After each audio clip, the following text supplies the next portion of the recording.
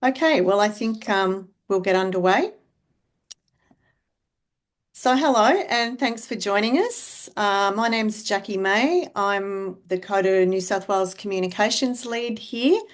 I live on the lands of the Wongal people in Sydney, and I'm on the lands of the Gadigal people today, presenting this webinar. I pay my respects to Elders past and present and to First Nations people with us today.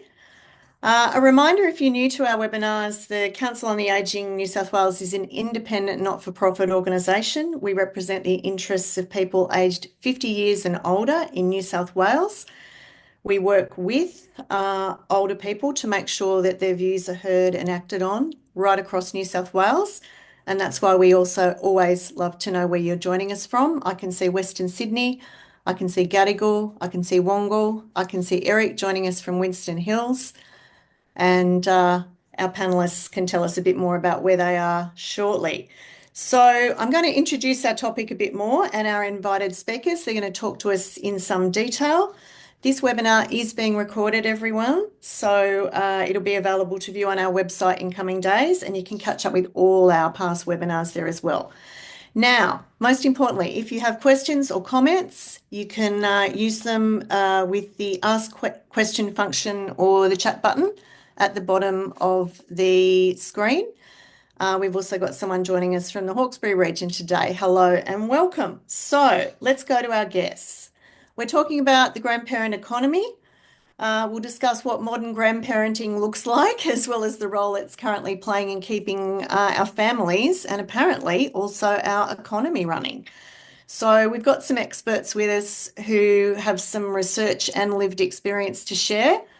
Now, Dr. Jenna Price is here with us on screen. Besotted but exhausted is how I have heard one descriptor of her latest career as a grandparent carer of small children.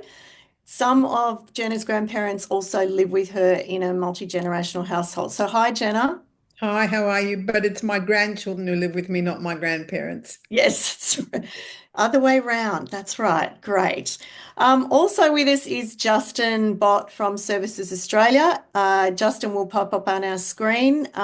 He'll be talking to us in a little while about what support and assistance is available for older people, especially for those older people who may now be full-time child carers at a stage of life that they maybe didn't expect it. Hi, Justin. Hi, thanks for having me. It's You're great to be here. welcome. Thank you. Okay, so let's start with Jenna if we can. So Jenna, you're a journalist, you're a former academic, you're now a proud grandma a couple of times over. Your columns currently feature in the Canberra Times and the Sydney Morning Herald and beyond. This is a topic that you've been continuing to come back to writing about, and following the golden rule of writing, you're writing about what you know. Yeah. So let's start at the beginning. You thought you were planning a downsize from your family home potentially. What happened next? So I am in about 2019, 2020, we realized that there was going to be quite a big upheaval because of COVID. We thought, okay, we're going to downsize, things are going to change. And then I thought to myself, I'm reaching the golden age of retirement. I am thinking about what I'd like to do next. I probably just want to sit on my jolly behind. And our middle child says, oh, we're having a baby. And she and her partner were already living here in order to save, to buy a house. Baby arrives, absolutely divine. I had, however, forgotten how little babies sleep. And I'm a person who needs somewhere between 8 and 9 hours a night to operate like a sentient being.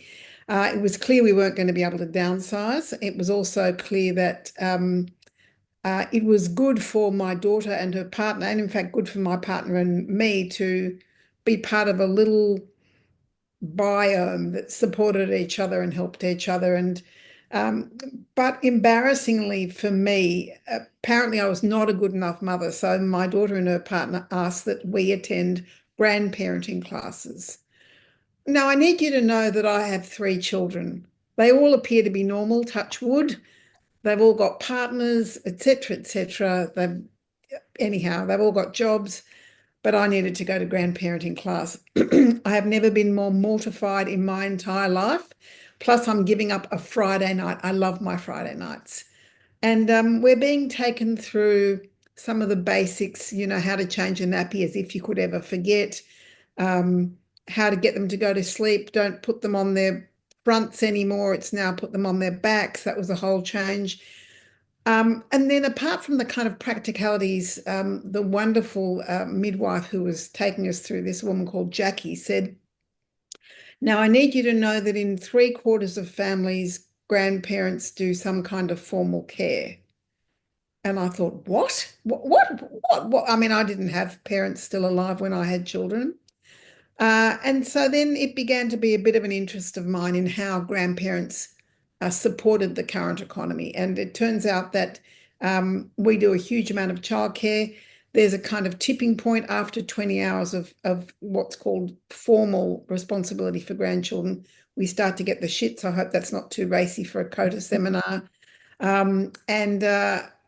It's interesting to me that we are built in now. And in the UK, I think grandparents save young families £70 million in childcare fees a year. Yeah. Well, just mentioning, I think you used this figure in one of your pieces, but the last ABS census showed a 20% increase in the number of three-generation households, which we're now calling intergenerational housing. And I should mention, Jenna, there's also another kind of group of most often women called the sandwich generation. So you'd also done some caring for your mother-in-law before That's right. this all happened as well. So my husband and I, because I didn't have any parents myself by the time I got to be an adult, I really transferred all my doting onto my mother-in-law, who's just a divine human being.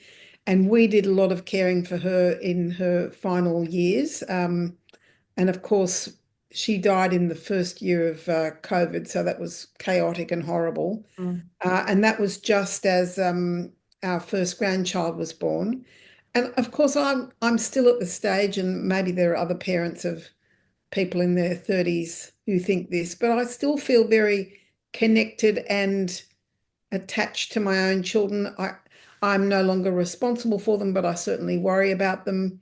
My middle child asked me about a year or two ago, she said, oh, when do you stop worrying? And I said, I don't know, it hasn't happened yet. And of course, my youngest is 35 this year, I think he's going to be. So yes, I certainly felt really squashed with all the kind of, I wouldn't call them obligations because that makes it sound cold. I mean, I feel like I want to do this, but I also expect myself to do it. The expectation and Yep. while we're seeing trends change towards grandparent grandfather caring, my own children were lucky enough to benefit from that in some ways, seeing more of my father when they were young than I did, which is a lovely experience for them. Um, you know, these things are being tested every day now. So yes, Julana's let us know that she didn't have to go to classes, but she did have discussions in commas with her daughter. She's eternally grateful for how much I save her, which, that's good to know. So what you're doing now, Jenna, is perhaps more common in some cultures, and in the past, more families lived this way. But the big difference is mum and grandma did so much unpaid work, but they weren't doing paid work outside the home at the same time. So I know that in one of your pieces, someone else said to you, nuclear families are a recent concept. Mm. So yeah, I think, kind of going back to the good old days or not? well, it's kind of interesting. I mean, I'm not in full-time employment, but I'm certainly in full-time engagement because I still work for the Sydney Morning Herald and the Canberra Times. I write my columns, I write features, I do some things for the Australian Association for Research and Education. Um, and then, of course, the grandchildren here, we have Levi and Ari every day, except the days they're with their other grandmother and grandfather. And then we have Mabel on Fridays as well.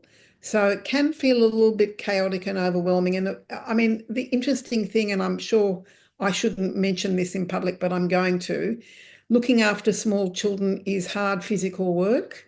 And that was not quite, I mean, I think I'm reasonably fit. I do a lot of exercise, but the kind of lifting and throwing and hoisting takes a bit out of you. And I thought I'd picked a very empathetic physiotherapist, and I said, "Oh, I've got these problems. I've been throwing Ari in the air." And I thought she was going to say to me, "You've got to stop doing that." And she said, "Oh, I'm just going to teach you how to do that without hurting yourself." So now I'm throwing weights in the air. I'm broken and exhausted, but the children are having fun. Yeah, besotted but exhausted. It sounds very true. Look, even though you love them to bits, it's also not great for your bank balance sometimes either. Putting your hand in your pocket goes with everything now, doesn't it? Well, I think every grandparent I know is trying to ensure that the next generation feels more supported and comfortable than we did. I mean, as I've said a few times now, we didn't have that kind of grandparent support when our children were growing up. We also had massive, massive interest rates. I mean, I don't think we're nearly as badly off as this generation are, but at the time it felt extremely stressful. Yes, I If agree.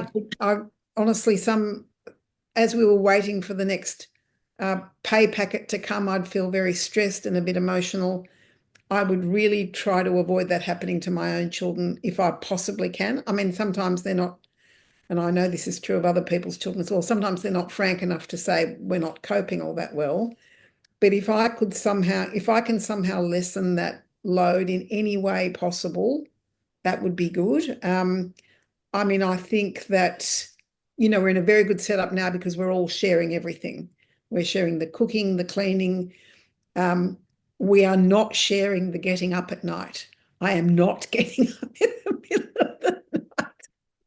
I just can't do it because then my little brain goes into overdrive. Yeah. But yeah, I mean, I would say that it's financially a big cost, and it's interesting to me that our grandchildren really love the aquarium at Darling Harbour, uh, and I noticed that when we go, which is on Fridays, everyone there with a child at least looks like a grandparent. They may be an actual aging parent, but they look my age, and it's a huge amount of money. I think it's $100 for the four of us.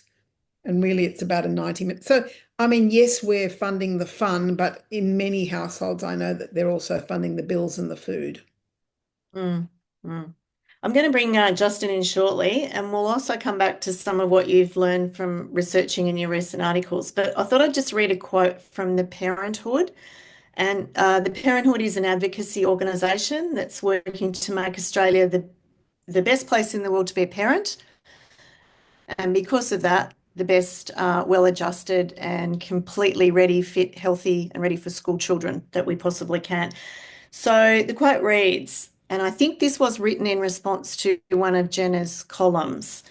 Having grandparents who are willing and able to provide regular care for free so that parents can attempt to make ends meet, let alone get ahead, is a blessing. But it's also an absolute luxury. Having grandparents who are physically able and willing to step in isn't realistic for most families with young children. And you've certainly just talked to some of that. So, just a couple of comments from our audience. Felicity says, my sister and I look after my 92-year-old mum. My sister's had her last daughter marry and leave home as well. So, as well as assisting with the care of her elder daughter's three small children, while also working in the business she and her husband operate. She refers to herself as the club sandwich generation. She's got an extra layer going on in there as well. And Jane's commented, I wonder if the nuclear family is a product of two world wars in the 20th century. But now, apart from the financial pressures, which are a cause of the intergenerational, that's an interesting perspective as well. So just before we go to Justin, Jenna, a column that you actually alerted me to first yesterday because I was running around doing extended family jobs yesterday myself. This week, the Sydney Morning Herald young voice in the economics debate and is writing very nuanced pieces that are really reflecting some of the societal changes and how our economy is sometimes maybe working for and against different groups in our society. But she wrote an article that was headlined, The Grandma Penalty, Women Delay Families When Their Mothers Keep Working. And it's about a new study of what's happened to fertility since the age to access the pension has been increased and more older women have stayed in the workforce. So, Jenna, what did you take from that piece? Well, it's interesting to me. I think I wrote last year that I'm now in my late 60s. By the time I turned 50, a lot of my friends had retired, um, which was pretty remarkable to me. But I now notice that there's that generation now that are 10 years younger than me, they're still at work. I'm still at work. And there's a couple of reasons for that. Our brains are still wanting to work. We're enjoying our jobs. We're engaged with what we do. But also financially, you need it. I mean, you can see that people are ending their working lives with mortgages, and you know, that's difficult because you don't want to go into that kind of next stage of your life with that huge debt hanging over your head. I also know a lot of people now who are um, they had got rid of their mortgages, but now they are using what's called a reverse mortgage, and they're doing that only for one reason, that is to help the next generation. So it does not surprise me that women my age are still working. It does not surprise me that women my children's age are thinking, okay, if mum's still working full time, then I definitely can't afford to send a kid to childcare 5 days a week. And I also have many friends who have elected to give up their jobs or go part-time in order to provide childcare. In fact, one of the women I spoke to for my grandparenting feature last year was a woman who'd gone from running a big legal practice, owning and running a big legal practice, to being the carer for her extremely beautiful grandchildren. And she took it as her decision and responsibility to not just care for them, but also to educate them. Mm. Yeah, very interesting story. Okay, thank you to those of you who are chatting away to us today. And Karen says, Jenna, lucky you with the grandkids. I'm still waiting. But Nagging works in my experience. nagging works. We'll take that as the quote. So, Justin, if I can come back to you, Justin Bott from Services Australia, thank you for waiting along there. And Jenna, please feel free to mute yourself and have a sip of water if you need to. Um, you are a, customer information officer, I believe is the correct title. Tell us how you got into what you're doing now for So, Services Australia. yeah, pleasure. So it's actually community information officer, but basically almost everybody's one Yeah, of our customers at community's some point. nicer. Yeah, that's right. My history, I've been working with the agency for getting on to 30 years now. And for a large chunk of that time, I was one of our specialists called a financial information service officer. So that was over 15 years of helping educate people about financial sides of the story. And from part of that, that also included getting into the media and telling people about it through the media. When COVID hit and the demands for Services Australia to be out there and telling people what's going on was even higher, I was asked to move full-time out of the financial information service world and to bring that expertise into the media side of the story. And that's what I've been doing. So I spend a lot of my days talking on local radio, been on TV a couple of times, and it's just about all the different services and payments from Services Australia, because we are a broad organisation with millions of Australians are receiving services and support from us, and not everybody knows what we do. And I'd have to say that our grandparent, foster and kinship advisors are one of those services that a lot of people don't even know is out there. And it's great to take this opportunity to let everybody that's on the webinar know that they exist and how they may be able to potentially help you in the circumstances that you're in right now. So I know we've got a presentation that's magically going to appear. Great, thank you, Justin. So I hope no one else is having internet trouble. Believe it or not, I'm having a bit of an internet problem at this end, but we'll persevere. Thank you. That was a great setup. So yes, everyone, Services Australia does have a great Facebook page account where people often jump on and ask questions. People like Justin are doing their videos for that. And there's no dumb questions. And, trying to direct people to the right kind of information, which is also what we do here at COTA New South Wales, but on a state-based level, I should stress. So, yes. So, Jen has covered off many of the issues that grandparent carers face. They're doing a pretty good job, aren't they? Well, yeah. So what we're actually looking at is Jenna was talking about the multi-generational house and mum and dad and then the kids and then the grandkids all sort of working together to create that harmony and support each other and give joy, which is fantastic. But it doesn't always work that way. And we probably all know somebody who it could be a grandparent or it could be in their 60s or older, who has now become the primary carer of a child. And, they did the mum and dad bit. They did that successfully, but now they find out that they're doing the mum and dad bit again. But the world has significantly changed from when they did it beforehand. Getting the payments and support that's available is a very different technique than it did beforehand. And that may mean that they're actually eligible for not only some service support through our grandparent foster and kinship advisors, but also payments from Services Australia. And so we want to just make sure that people are aware that that's tailored service to help grandparents particularly, but also foster parents and kinship, kin basically, who are now the primary carers for children to get the support that they need, and not just through payments, but also through emotional and psychological support, social support, through other non-federal government agencies, through what's available through your local councils and what's available through your state governments as well.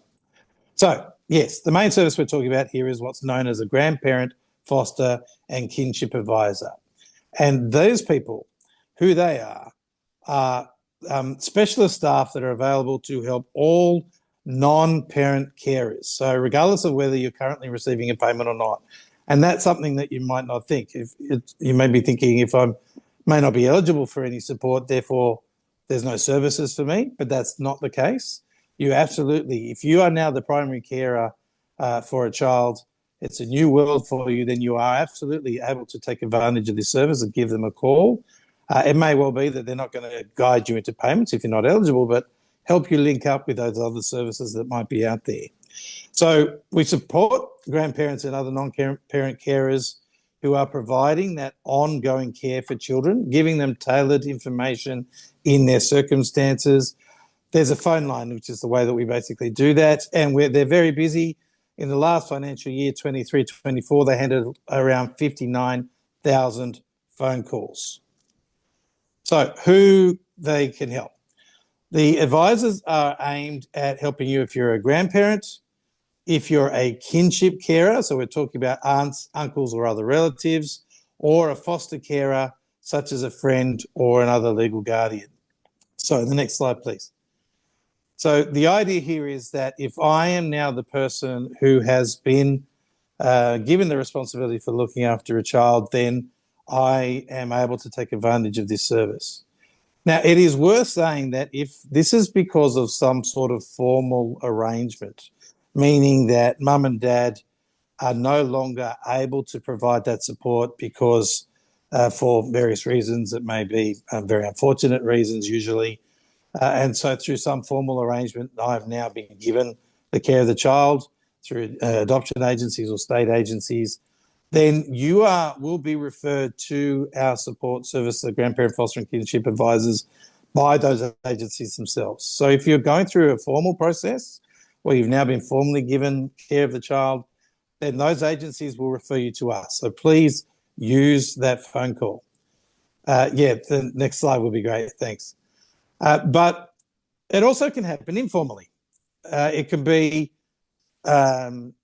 because of, for example, mum and dad have to go and work FIFO. So they're working in Western Australia in the mines, and they're fly in, fly out, and they're only at home maybe 6 months out of the year. And so the grandparents are available for the other 6 months of the year. They're the ones that are the primary care as well. Mum and dad are away. It's not a formal arrangement, but it's an informal circumstance that you find yourself in. You can still take care of those grandparent advisors. And with that tailored service, they can arrange for you for appointments to see their specialists. So social workers, the financial information service, Indigenous service officers if you need to, multicultural service officers if English is not your primary language, and also community engagement officers if you need additional support. If it is that little bit more difficult for you to provide the care that you have to provide. But the other thing is obviously working out, are you now eligible for payments? And this is really an important message that a lot of people might not think about. You may be thinking about your eligibility as particularly a retired person. Do I have an age pension eligibility? But you might not have realised that if you are now the primary carer, are you therefore eligible for the same payments that your children used to get as the primary carers for their children? So family tax benefit, childcare subsidies. Have you actually updated Medicare to take care of those sorts of services? Are you eligible? We're talking about providing care. Is that care because of a potential medical reason? So carer allowance in there. Are you getting an income support payment? Are you eligible for an income support payment? Should you also be pursuing child support? Now, the grandparent, foster and kinship advisor, they won't do any of the processing of this for you, but they will certainly make you aware of the potential payments that you may be eligible for and help you, if you need it, to go through that new claim process, to start that process so that you are receiving the financial support if the financial support is where you need to be. And that also includes, do I need to make sure I'm updating my concession cards to make sure that I now have dependents listed on those concession cards so that they can access the same concessional benefits that I'm accessing. Thank you. The next slide, please. So if you are going as getting in contact with a grandparent advisor, we are going to need some things from you. The first thing, as I said, is this is some form of formal arrangement, then we're going to need the evidence of documents. So your family law order, your parenting plan order, your custody order, any written agreements, the documents from the welfare authority. So the formal documentation that says that this is now you in your formal situation. Now, as I said beforehand, if you're going through any of those sorts of circumstances, those agencies will be giving you our phone number. That's what they do as part of the referral. They will be encouraging you to get in contact with Services Australia through our grandparent, foster and kinship advisors to take advantage of that free and impartial information and support service for you. So please use it. If you've been given the phone number, please call them. That's what they're there for. But it may not be a formal arrangement. So if we go to the next slide, as it could be, as I said, an informal arrangement where you've just, as I said, the kids are in and out, their work may be overseas, maybe in the significantly other area of Australia. There might be an informal arrangements that you're doing that. So we're going to need to get that extra evidence from them as well. And again, this is all just to confirm with us that you are the right person that should be receiving the payment. Now, in the example that Jenna was talking about, for example, you've got the multiple generations all in the same home and the grandparents are looking after the kids on a day-by-day basis, but mum and dad are still there, are still definitely defined as being the primary carers, the major decision makers for their children. It's when mum and dad aren't there and the day-to-day running of the children's circumstances and the decisions and the funding and the payments and everything else, that's all the role of you now as a grandparent. Then that's when you should be looking at getting the support and checking out what payments you're actually eligible for. And if it's an informal arrangement, then we do need some sort of evidence. But that can get down to professional support, evidence from social workers that you may be engaged with, other family member or friends giving us statements to say that, yes, these are now your circumstances. So we do need some form of evidence to make sure that we can be engaging with you in this way and confirming that you're eligible for the payments and support that you are. But once we've done that and we've confirmed that, then those grandparent, foster and kinship advisors are there to help you. So how do you speak to one? If we go to the next slide, This is an Australia-wide service, so it doesn't matter where you're living. It doesn't matter whether you're in a main country city or a capital city or anywhere in between. Grandparent and foster and kinship advisors are there for you to be able to speak to, and you give them a ring. So the phone number there, get your pens out. It's 1-800-245-965. That's 1-800-245-965. You can give them a ring, 8:30 to 4:30, Monday to Friday. And as I said, they will spend the time you need to give you the support you're after. So this is not a short phone call. This is a, where are you at? What's happening? How are you in these circumstances? What help do you need? What help don't you even know you need? What is out there that you aren't even aware of?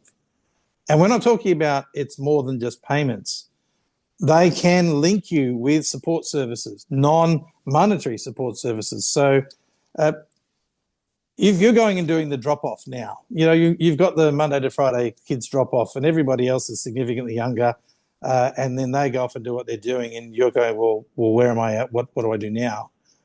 There are other people that are in your circumstance and they're in your area, and other people that have gone through what you are presently going through, and they're there to help.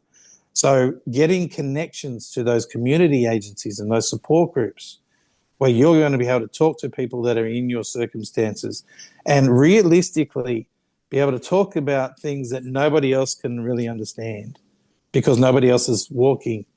Nobody else has walked in the steps that you're presently walking in. You don't know what to expect. You don't know what you're missing out on, but there are other people that have been there beforehand and who can help. And those grandparent and foster and kinship advisors linking you to those community agencies can be a real massive step of support for you and help you out with where you're going. Now, if you want to find more, it's all about websites. So on the next slide, we've got our main website, which is servicesaustralia.gov.au/grandparent foster kinship. When you're there, you can also have a look on the front page.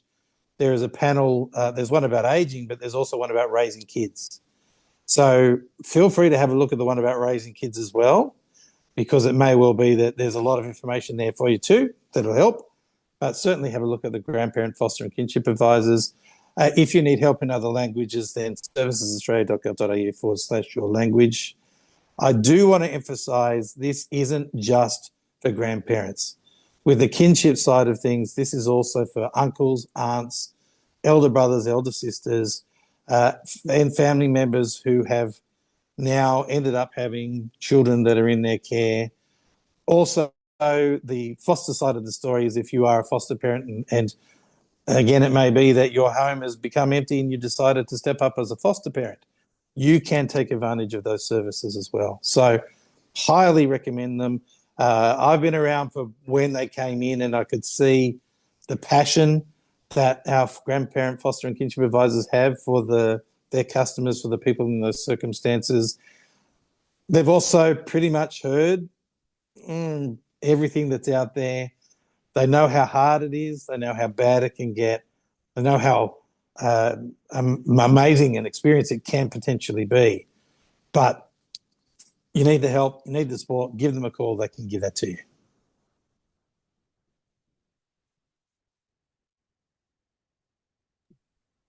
Fantastic, Justin. Thank you. Thank you for sharing all of that information. There was a lot there. The contact that Justin gave again is 1-800-245-965. And those web addresses, we'll share those links on the webinar webpage once it's published, where you can go back and watch this webinar again, tell your friends. But we'll make sure that that information is readily available to you. Justin, this might be a bit of a curly one, but some people don't have access to their grandchildren. Do you hear much about that? Sometimes if they're estranged from families, I'm wondering if I know this is something that Services Australia can't deal with, but in terms of the general advice, for people who might be estranged from the parents of those children. You're right. It's really not something that we have any say in the matter. All I could say, just from general knowledge, would be: is there legal repercussions? Do you have some legal rights? Here we But go. from a Services Australia support perspective, unfortunately, there's nothing we really were able to do. We are actually, I have to say, because our responsibility is to protect the privacy of our customers, which is more important than pretty much anything, you wouldn't be able to contact Services Australia to find out anything about your kids or your grandkids. We're not going to tell you. Yeah, if you don't have the right to do that, we don't. You could, there are nominee arrangements in place and all sorts of different things that we can work with. But from the, how can I get in contact with the kids? We're just not going to be able to help you, unfortunately. It's just, our customers' privacy is absolutely sacrosanct, and we don't break that for anything. Fantastic. Thank you. Okay, Jenna, I'm going to come back to you shortly, but I'll just mention quickly, Justin, and again, you might need to take this on notes, but we've got a comment. My mum looks after my kid during the week. Why can't I use my CSS to go to her? Wait, childcare subsidy, I'm assuming. Unfortunately, CCS, yes, sorry. CCS, yeah. So childcare subsidies are payments that you get if you've basically got a child in a childcare centre. Realistically, because unfortunately she's not a registered organisation, is how it works. So this is a service that's provided to registered childcare providers.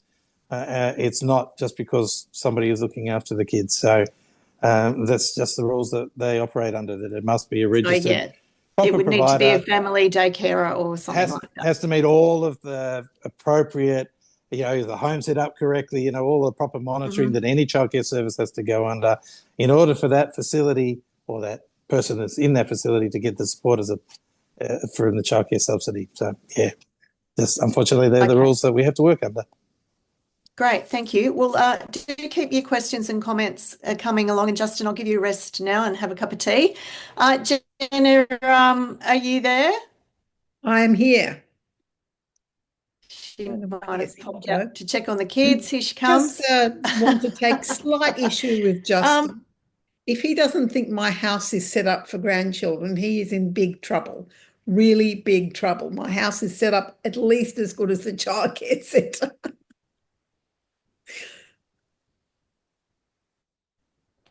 Oh, I've lost you. Don't make jokes. I heard you. I heard you. Yeah, that's interesting, isn't it? Maybe family daycare training is the next training courses that we need. I think I'm at least as engaging as our childcare centre is divine, but I think I'm as good. Yeah, okay. Look, a question to you, Jenna. Do you think the government is getting a good deal with grandparents? Yes, they're very lucky. All governments for eternity have had a very good deal with family support because we don't charge anything. I mean, I try and extract payment through forced kisses. I'm not allowed to do that anymore either. It's against the rules, but I tried in the past. I think they're very lucky that we exist, because if we didn't exist, there'd be a lot of really young, capable men and women who are not in the workforce. So we're liberating an entire generation of tremendous talent and potential so that they can go to work. And that's because we're doing what we do. Exactly. So I did notice another story in preparing for this over the last couple of weeks. It is incredible how much this is in the public discourse now. So parents in Sweden can now transfer paid parental leave days to people who are not a legal guardian, including grandparents and friends. That sounds like a pretty sensible policy also. Sounds great. You mean that they would be getting the paid parental payment, so they'd be getting the pay for taking the days? Exactly. Yes. Yes. I mean, we had a couple of days last week, or maybe it was the week before, when one of our grandkids couldn't go to daycare on the day for one reason or another. And it was a day when I was meant to be working. So it was just mad mayhem. I think had that happened, I might have felt a bit more comfortable about giving up days of paid work. So, I mean, I just don't think Australia's not at the forefront of understanding how to deal with this. We still don't have a year of properly paid parental leave. We don't have any support. I mean, we don't even have, the kind of I mean, this is trivial in comparison, but you're on the bus and there's no kind of recognition that you're paying for all these grandchildren as well as yourself. There's no kind of family pass. It doesn't seem to be a family pass that goes for me and multiple grandchildren. So we just haven't got the financial hurdles right, I don't think. Mm. Last year, we'll go back to the long feature article that you wrote for The Good Weekend, and it was a really eye-opening article. You spoke to a lot of people who are caring for grandchildren in various setups, and you also spoke to a lot of researchers. Um, so, do you want to just tell us a little bit about that article and the summary of some of the issues that the people you interviewed raised with you? Well, I started to be interested after I went to the grandparent class because I discovered a lot of people who were going to be giving up paid work. But I also then discovered a lot of people at the park. You know, I'd be there with the newborn or the older child and a newborn, and then another one coming along. And they're all women and men my age, many more men than there would have been 40 years ago. Um, and they're all stepping up. So that was the one thing that was very interesting to me. It was just expected in many families. Although someone here earlier said, oh, you know, not all families can manage this. I'm discovering a lot of families are managing it, even if it's stressful for the grandparents financially.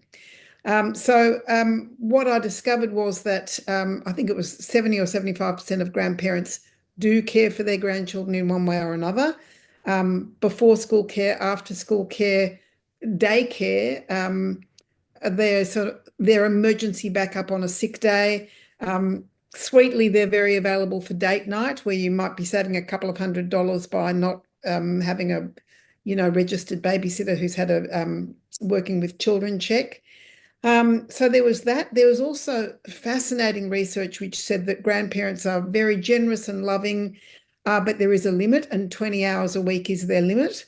Um, I mean, I know that there are some days when I think I can't make another avocado sandwich. I'm so tired because, I mean, the big difference, and obviously, I mean, this is obvious to everyone, but until you're living it, you don't understand it, that when you're 30, you are absolutely filled with life and energy. Your knees are in good shape. You never have headaches. And when you're 67, it's much more physically demanding, and you're tired. You're so tired. You've decades of tired. All that sleeplessness in your 30s and 40s with work and children really catches up with you. And I am a real grumpy bugger if I haven't had my 7 to 9 hours a night or 7 or 8 hours a night.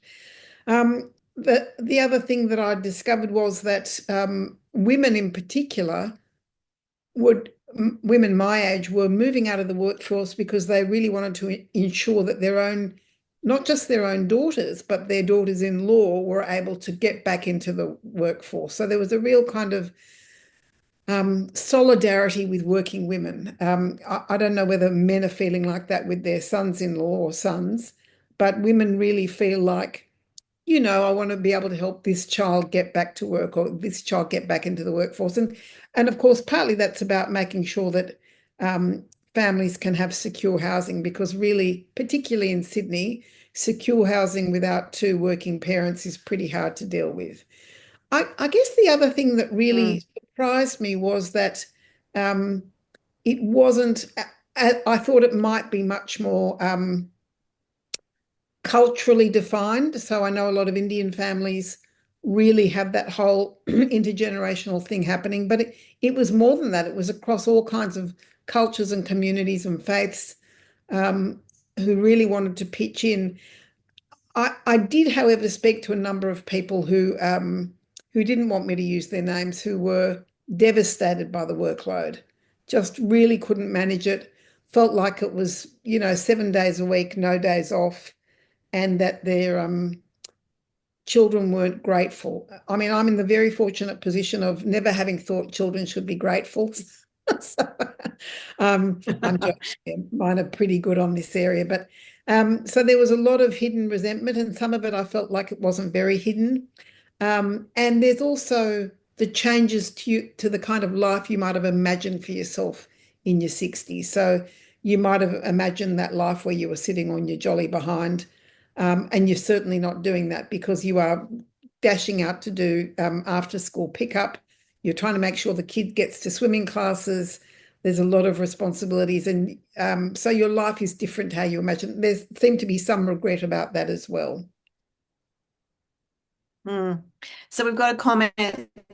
There's two of us here. We would babysit an hour each at a time. The hour off was for rest, more often than not. And so long as it's quality, it's tired too. So, this is a common story. Jenna, there was one couple in your Good Weekend article, and they were caring for their grandkids from Sunday night to Friday. That's And right. I think that the parents of those children were also eating dinner back at that home most That's nights right. of the week as well. So that was an incredible That is a family. massive family way to work. Yeah. So they would bring the kids on Sunday night to the grandparents, and the kids would stay there all the way till Friday night. Sometimes Friday night as well, because football was nearer that house, the grandparents' house in the morning. On the way, but the parents would eat with the family, would eat with the grandparents and the children every night of the week. Huge burden, but also the grandparents decided that was the only way for the children to get ahead. So they were making a decision which said, we want you to make sure you can earn the best money you can, get yourself organized with a house. We're going to support you. We're going to cook for you. We're going to wash and clean for these kids. And they were not little kids who could be entertained with an episode of Bluey every so often. These were children in primary school, and I think even in the first year of high school, which was, soccer training. I mean, anyone who's ever lived with a teenager of any kind knows that your laundry, grows exponentially. So it was very interesting to me. And I spoke to every person in that household individually, so I wasn't going to be getting any kind of, sanitized bullshit, excuse the language. And it was amazing to me how all on purpose they were. They were really determined that this was going to happen. I think I understand that the mum has now moved closer to the house, so she's not leaving home at 7 o'clock in the morning anymore, and she's spending more time with the kids. But I mean, people are making enormous sacrifices, and they're making it into their 60s, 70s, and 80s. And that is a big ask when most of us think that we are going to be having a quiet life. We're not having a quiet life. Yeah, it's a real change. So, one of the researchers you spoke to, Lynn Craig from the University of Melbourne, she was kind of quite blunt because if we keep that family that you just talked about in mind, those grandparents also did some renovations to their house so that there was an extra bathroom, That's teenagers' right. bathrooms. We all know that connection as well.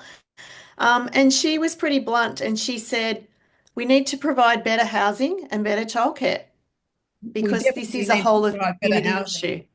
I mean, we survived with one bathroom when there were five of us.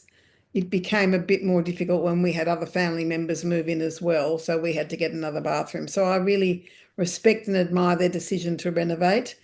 But I also think that, I mean, that family, both the grandparents and the parents were homeowners. There's a lot of families who don't get that opportunity anymore and who are just living with whatever rubbish is on the rental market. And I say this, and I'm always getting criticisms from landlords about how I don't understand their plight. But the fact is, someone's got to live in that house. So the bathroom's got to be of a reasonable standard. The kitchen's got to work properly. The doors have got to close. So our standard of housing, I think, is pretty.